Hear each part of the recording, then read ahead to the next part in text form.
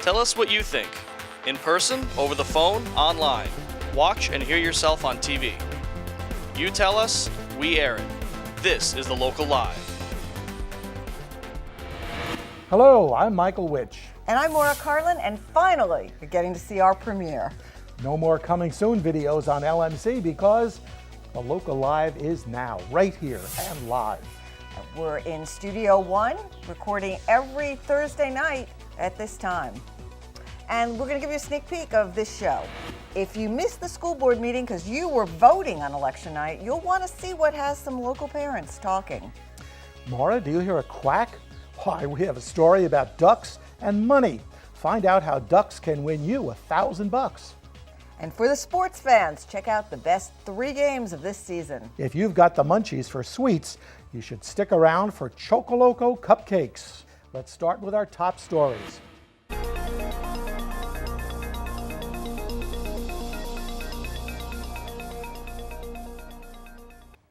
On November 5th, while ballots were being counted and some candidates were celebrating, over 40 parents stood up at the Mamaroneck School Board meeting to say no to a recommendation brought by the Transportation Committee.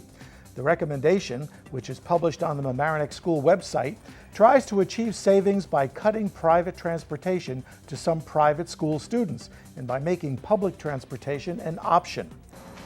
The charge, as Nancy explained, of the committee was to bring recommendations to the full board. I just have to say that I didn't really look at my own role that way. I looked at it as presenting options rather than recommendations.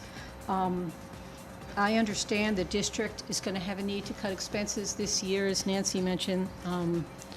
We've had a 2-year freeze on salaries for our teachers. That ends after this year. We've been trying to cut in many different ways, and we're just running out of things to cut, unfortunately, and we have a very difficult budget in the years ahead. So I think it would be irresponsible not to look at every area of the budget where we can make potential savings. So I did agree with looking and with considering the options, and at this point, myself, I think I'm not ready with a recommendation, so I'm exempting myself from that. Parents came prepared to disagree. We found it disappointing that research that was paid for with taxpayer money was riddled with so many errors. We found that there was really not enough research done beyond just putting data into NY 511. There were no efforts to call schools to verify start or end times, to check about rules of arrival and departure. There were no visits to campuses, nor any efforts to actually try out the routes. And therefore, it should be no surprise to you that you are getting all these letters from parents who cannot verify that the routes work. Two of my children attend private school. They're ages 6 and 8. And if I left them unattended at home for 2 hours, I could be arrested by the police for failing to provide proper supervision for my children. It is inappropriate to ask these children to walk such long distances and travel on public transportation unsupervised. These routes are extremely dangerous. The question is not just how much money you will save, but also how much pain you will cause. We're not other people. We're not other children. There's a comment made about saving funds for our own students, and I think it's important for all of us to be very clear that these children are your own students too. You have an obligation to them as much as to the children who attend district schools. The board hasn't decided yet, but next year would be the first affected by this regulation. Anyone interested can find out more information at the board's next meeting on December 19th at Mamaroneck High School. We'll keep following this story, and we want to know what you're thinking. Post your views on Twitter and Facebook. Finding parking in the village of Mamaroneck can be a struggle for many residents, and that's why the village has hired Walker parking consultants to help. On November 17th, a public hearing was held to determine if the existing parking meets the current and future demands of the village. Residents were eager to speak up. I don't think that there's a problem with the parking 350 nights out of the year. We have zero signage to people that are coming into Mamaroneck for the first time, and we also have zero signage for people that are here because they just don't see. I know people actually come to Mamaroneck at night to park because it's free. There's no reason why it's okay in Larchmont and Rye to have meters. It's acceptable in every community in Westchester and the city except for here. There's parking, and there is a parking problem, but control what we already have.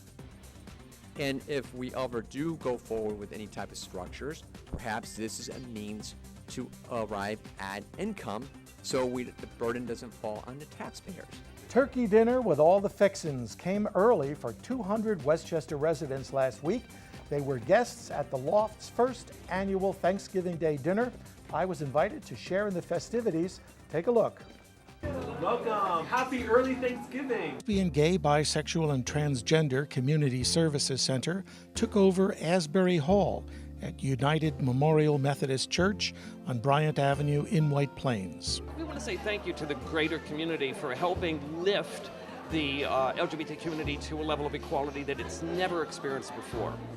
Volunteer chef Tom Pumo needed 2 days to prepare enough turkey and gravy. Everything else donated by local restaurant. Every restaurant that we went into, every store, was not only willing to help, they asked us, how can we do it? What else can we do?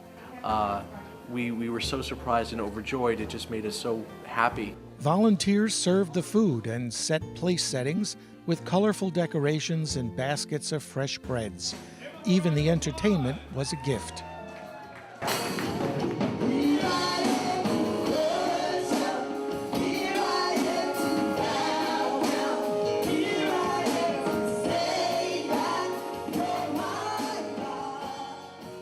I just want to say I'm most grateful for our community, for the Loft, and please come visit us anytime. We're on Bryant Avenue in White Plains, New York. So we have a lot to be thankful for, and we're so pleased tonight. It took the entire community to make this our happy day. This is Michael Witch reporting for The Local Live.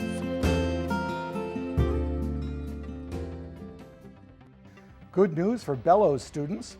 Their new athletic field has opened. The ribbon-cutting ceremony took place last Wednesday. Congratulations, Bellows School. I want to say something. Welcome to the new field at Bellows.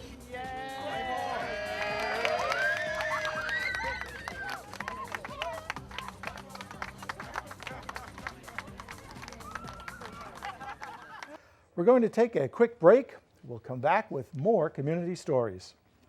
Hello, Mamaroneck. I'm Carly Rose, and you are watching The Local Live. Welcome back. We're so glad you're still with us for our premiere show of The Local Live. Joining us now is our third anchor, Jackie Grosha. Hello. Continuing with our program, we have our community segment. In this segment, I will bring you stories about local people, organizations, and businesses. It's been 1 year after Sandy, and we want to highlight the efforts of Westchester Habitat for Humanity to help those still recovering. Josine Castillo has the story.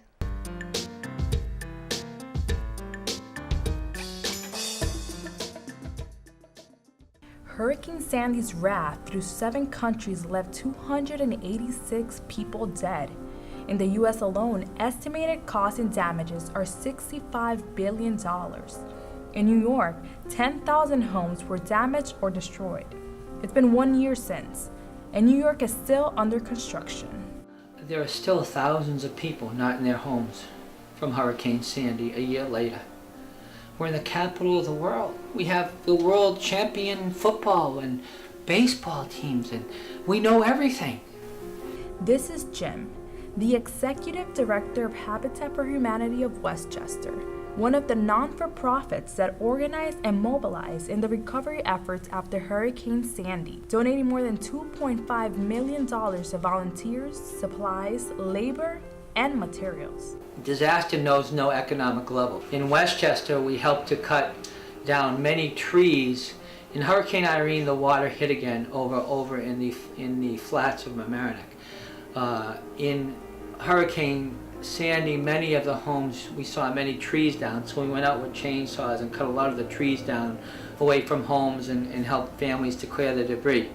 Mi sobrina se le dañó la cama, se le dañó la cama de las niñas, se le dañó su gabinete y se ha quedado esperando la ayuda y nunca le han vuelto a llamado ni le han dicho nada de nada. Ella tuvo que comprar todo. Yo he visto muchos paisanos de que han pasado penas, han tenido que desalojar sus casas y se han ido a quedarse en otros lugares porque el agua fue demasiado grande. The estimated damages in New York amount to $42 billion, and far worse were the thousands of people left displaced. You see just numerous disasters. We have to do better at responding, and because I have armies of people who have helped me respond during these disasters, they know what to do. Just like New Orleans, this is a long-term recovery. We have to build greener, smarter, and better. And that's a challenge for all of us as we move into the next decade. For more information on Habitat for Humanity, visit their website at www.habitatwc.org. For the Local Live, this is Jojine Castillo signing off.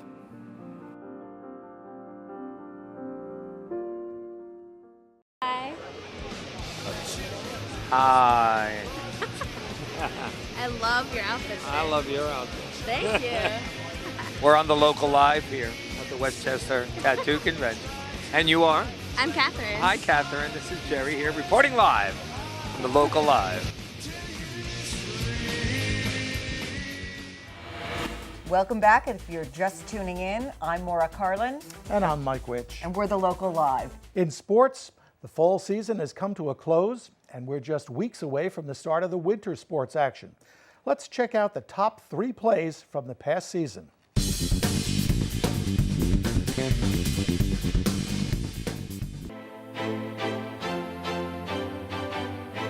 Mamaroneck can take as much time as they can here, run the football, run that clock down, and limit Port Chester's chance to mount a game-time drive again. Port Chester does not have any timeouts, which is going to become important. And it's a punt on 3rd down. And it's a good one. In previous broadcasts, I brought that up, that they should punt on 3rd down. It's been scoffed at, but look at the field position now at the 38-yard line. Great call by Coach Vitti.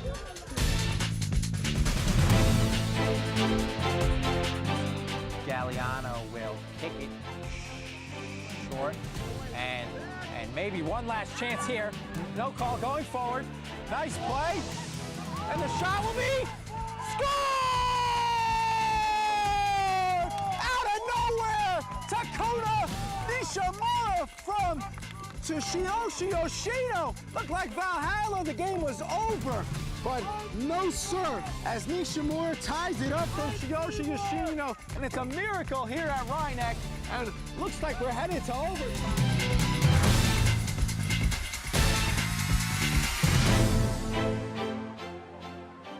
Hippolo will throw, he rolls, he fires, it's caught! Diving for the pylon is Garcia, he's in, touchdown!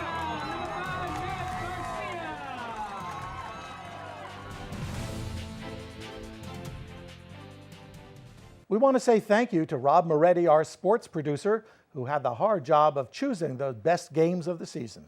And we've still got more stories ahead. And here's Jackie Grosha to tell us what's on stage.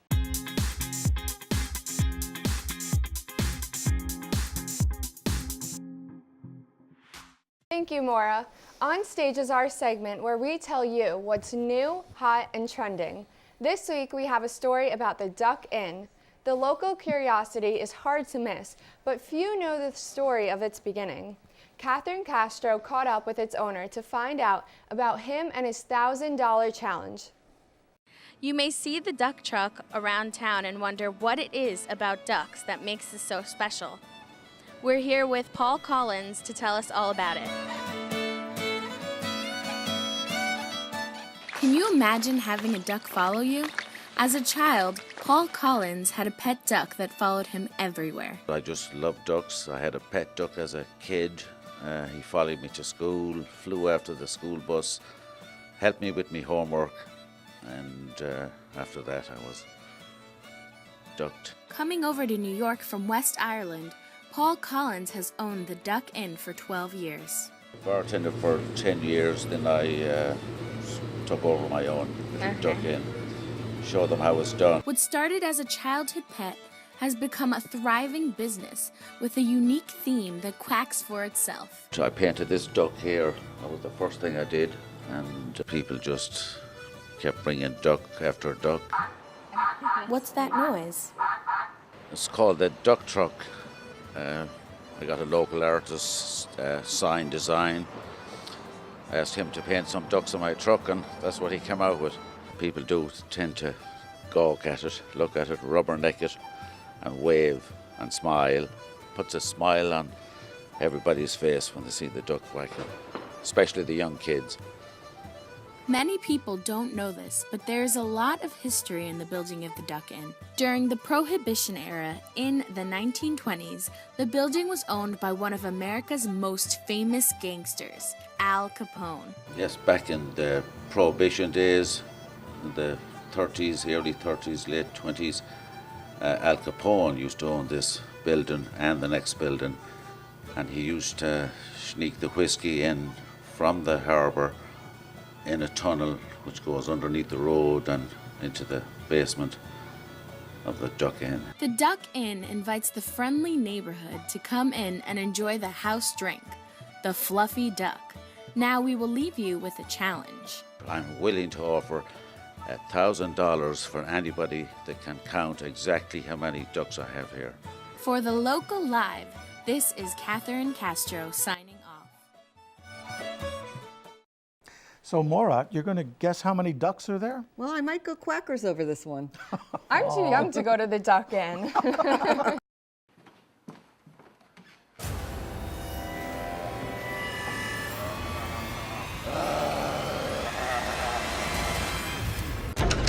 Dude, there is a bunch of zombies outside.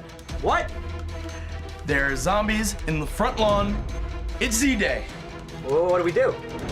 Let's check out the news.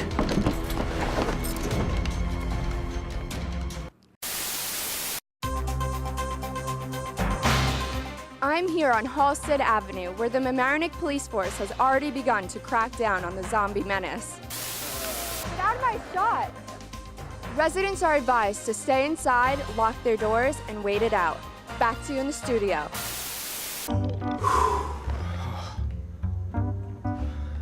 Looks like we're gonna be okay.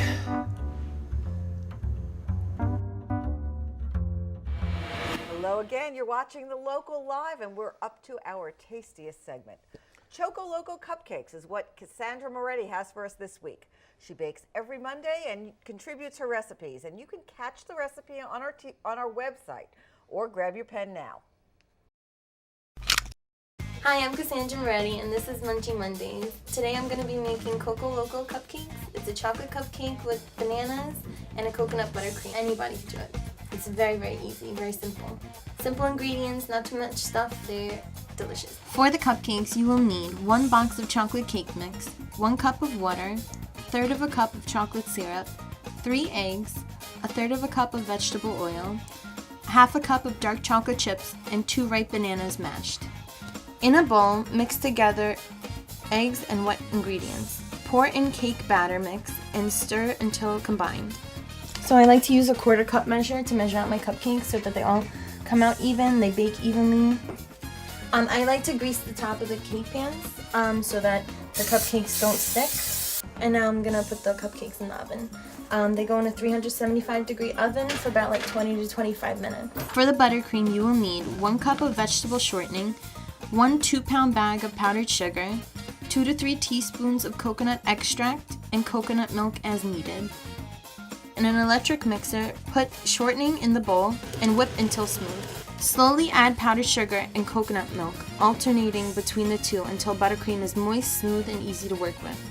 Add coconut extract and whip for 2 to 3 minutes. And turn up the heat again. Okay. And that's all for the buttercream. But when your cupcakes are completely cool, you want to decorate them with the frosting. So when you're holding the pastry bag, if you're a righty, you're going to take your right hand on the bottom towards the tip, and your left hand's going to hold the bag up at the end. And if you're a lefty, you do the opposite.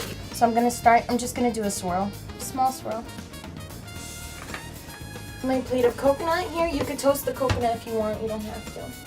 And I'm just gonna put a little clump right in. And they're done. I hope you enjoy them. Coco Loco Cupcakes. I'll see you guys next Monday for Munchy Mondays. That is so delicious. If you'd like to share a recipe, contact us on Twitter or Facebook, and you can be on TV too. Just type The Local Live and you'll find us there.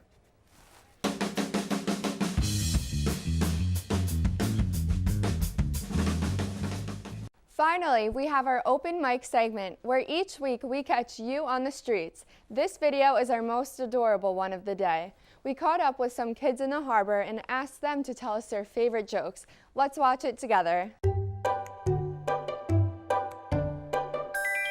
My name's Sophia. I'm 8 years old. I'm Derek, and I'm 13. My name is Tessa Goldsmith, and I'm 7. Hi, my name's Devin. I'm 12 years old. What do you do if your dog chews a dictionary? Take the words out of his mouth.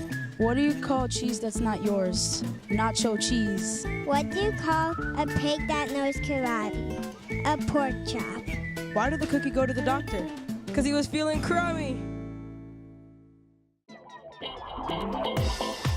Stay tuned. The Local Live will be right back. That's all for today, folks. We hope you enjoyed the premiere of The Local Live. Don't forget to like us on Facebook and follow us on Twitter. See you around town.